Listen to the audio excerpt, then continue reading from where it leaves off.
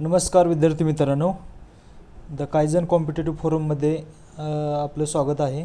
या ठिकाणी आपण पीओके सिरीज चालू केलेले आहे। या ठिकाणी आपण भाषेसंदर्भात काय जे काही एमपीसीला वारंवार काय पीओक्यू विचारले जातात त्या संदर्भात आपण थोडे इथे काय करणार आहोत, शॉर्ट ट्रिक्स घेणार आहोत। या ठिकाणी भाषेमध्ये कशामध्ये येतात, 8वी अनुसूचीमध्ये येतात।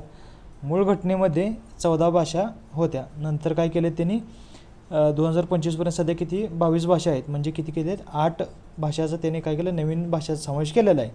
त्यासाठी 3 घटनादुरुस्ती त्यांनी केलेल्या आहेत। तर 15वी भाषा कुठली टाकली त्यांनी, तर 21वी घटनादुरुस्ती 1967 नुसार त्यांनी सिंधी भाषेचा काय केलं या ठिकाणी समावेश केलेला आहे। याच्यावर सुद्धा वन लाइनर सुद्धा काय केलं, वारंवार बऱ्याच वेळा काय केलं क्वेश्चन विचारलेलं आहे। कधी कधी जोड्या लावा सुद्धा काही भविष्यात क्वेश्चन तुम्हाला या ठिकाणी विचारू शकतात।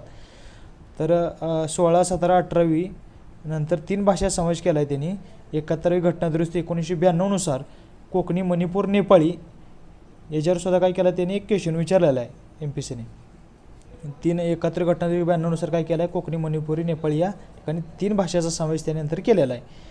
तरी 92वी घटनादुरुस्ती 2003-04 नुसार काय केलं आहे त्यांनी, बोडो, डोंगरी, मैथिली, संताली या केला आहे। या ठिकाणी 92 घटनादुरुस्ती 2003-04 नुसार काय केलं त्यांनी 4 भाषांचा समावेश केला। एकूण त्यांनी किती केला आहे, तर या ठिकाणी 8 भाषाचा काय केला आहे त्यांनी समावेश केलेला आहे। या ठिकाणी तुम्ही बघू शकता।